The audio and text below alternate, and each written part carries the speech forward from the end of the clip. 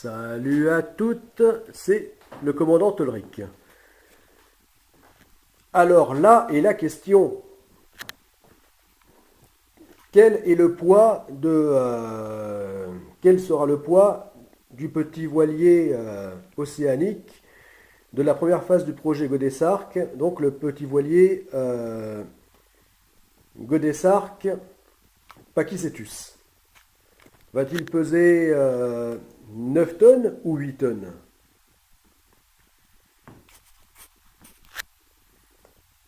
Dans les 8 tonnes ou plutôt 9 tonnes? Eh bien, la réponse c'est 8 tonnes. Il n'est plus question qu'il pèse 9 tonnes. Non. En tant que dériveur intégral, maintenant qu'il est donc revient à l'option dériveur intégral, eh bien son poids ne devra pas dépasser les 8 tonnes. Donc là, une parenthèse. Euh, donc dans la vidéo précédente, numéro 503-47, donc je parlais du cockpit. Donc là, tout un autre sujet que le poids. Du problème d'évacuation du cockpit. Et donc de l'évacuation qui, dans l'option du cockpit rond que voici, eh bien, se fait par les côtés. Le cockpit prenons toute la largeur du pont, donc du voilier, eh bien, l'évacuation se fait par des trous, voilà, sur les côtés. Et se fait naturellement par le fait que le pont est par la courbure du pont. Voilà, la courbure qu'on appelle bouge en termes marins, le bouge. C'est la courbure transversale. La courbure longitudinale, elle, est appelée tonture. Voilà. Voilà, donc pour le cockpit, eh bien, c'est par des trous percés, sur le bordé du navire ou le bastingage que l'écoulement se fait. Voilà. Donc ces trous sont appelés dallots. Voilà, dallots, donc ils sont prévus pour laisser écouler, voire même de grosses quantités d'eau. Voilà, alors là, dans la vidéo, je parlais de Davier, alors que je voulais dire Dallot. Voilà. Je voulais corriger cette faute de vocabulaire. Euh, voilà. Donc là, parce que si je dis un mot, un terme pour un autre, là, ça ne le fait pas. Voilà. Donc, oui, parce que Davier, c'est encore autre chose, hein, qui n'a rien à voir. Le Davier, c'est l'installation donc équipée donc d'un réa, d'une poulie, qui permet donc le passage de l'encre et également le maintien de l'encre à poste. Voilà. Parce qu'il y a deux types euh, de fixation de l'encre et de passage de l'encre. Hein. C'est donc l'écubier et le davier. Et là, sur les voiliers de ce type, en général, ce sont donc simplement des daviers.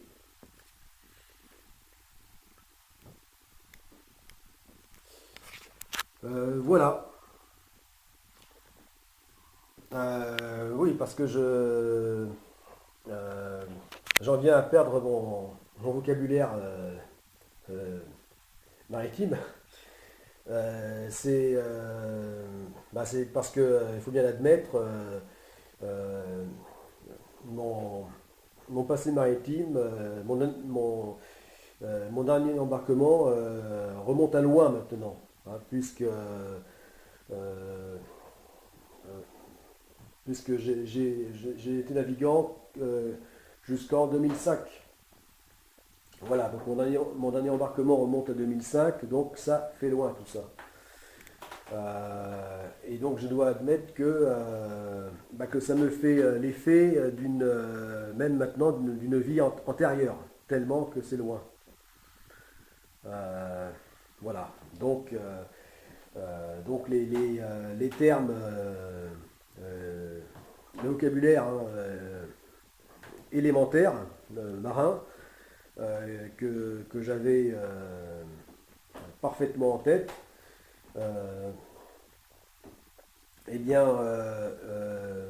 maintenant, je le perds. Voilà, voilà. Et oui, avec le temps, mais bon, euh, il suffit de m'y replonger pour que ça revienne très vite. Euh, voilà. Donc, je reviens à cette histoire de poids. Oui, alors euh, la raison pour laquelle je pourrais moins le charger en tant que dérivé intégral plutôt que quillard, ce qui est l'un des principaux inconvénients du dérivé intégral, c'est que en tant que quillard, hein, je parle pour le même modèle, hein, exactement le même plan, le même voilier, eh bien, c'est qu'en version quillard, eh bien, le volume est quand même, le volume de la quille euh, euh, fait à peu près autour du 3 quarts de mètre cube, ce qui n'est pas négligeable. Et donc, c'est autant de volume supplémentaire de flottabilité qui est ajouté. Alors que là, en mode dérivant intégral, eh bien, on perd ce volume euh, flottabilité. Donc, de capacité de charge. Alors, non seulement on perd ce volume, mais en plus, on en perd encore à cause ici du puits de dérive, qui sans être un volume aussi important que la quille, n'est pas négligeable. Voilà. Enfin, représente quand même pas mal de litres déjà. Ce volume de flottabilité est perdu puisque il est rempli d'eau de mer, hein, que ce puits euh, communique avec l'extérieur. Donc, ne joue plus son rôle de, de volume de flottabilité. Voilà, donc tout ceci réuni, eh bien, ça fait une perte globale d'un mètre cube. Donc, on va dire d'une tonne. On perd une tonne de capacité de charge. Euh, En gros, c'est ça. Voilà. Donc, c'est pour cette raison que en version quillard, je ne pourrais euh, en charge maximum euh, pas dépasser donc les 8 tonnes. Alors que je pouvais atteindre les 9 tonnes euh, sans, sans problème avec la version quillard. Voilà donc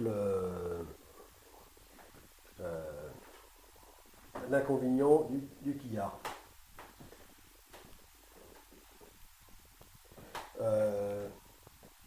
Oui, parce que le quillard, déjà, le dériveur en plus devra être plus lesté. Hein, euh, donc, devra être plus lesté que le quillard. Donc, c'est encore une perte de charge utile. Donc vraiment, euh, c'est-à-dire que le voilier,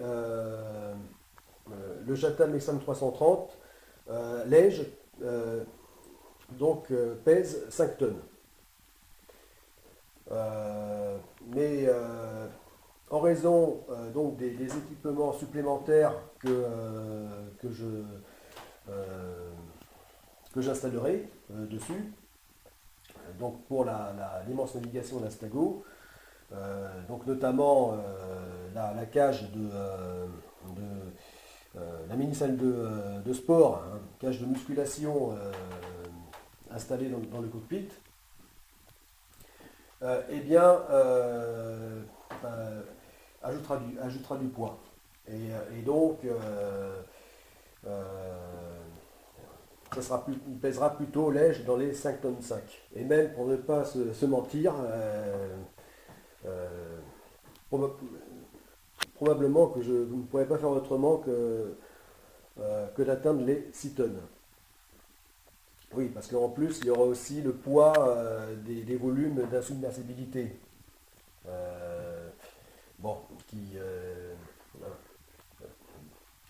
euh, qui seront sûrement de la mousse.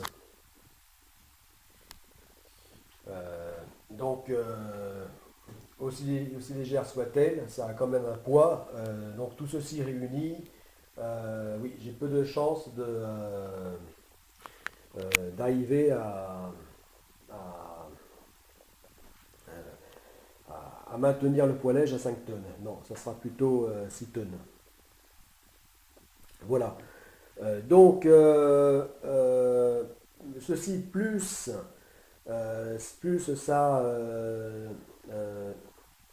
sa charge utile, 3 tonnes pour le quillard, eh bien, on arrive à 9 tonnes.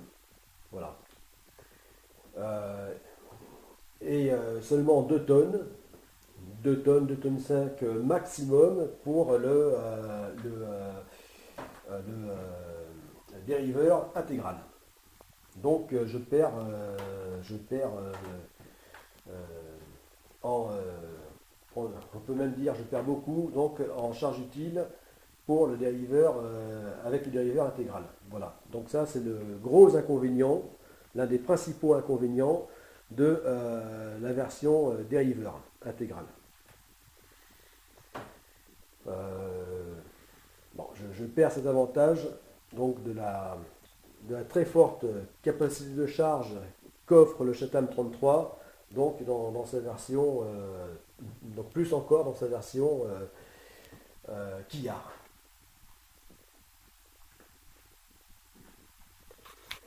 C'est pour ça d'ailleurs euh,